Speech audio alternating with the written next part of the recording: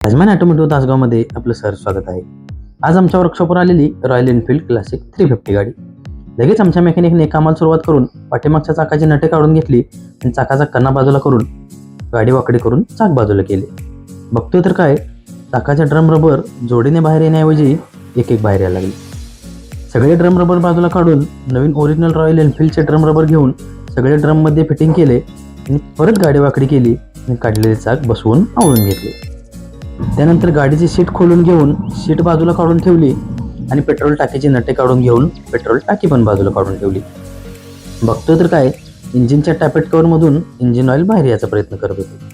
म्हणून टॅपेट कवरची नटे काढून tappet cover बाजूला काढून घेतले तर त्याची ओरिंग खराब झालेली.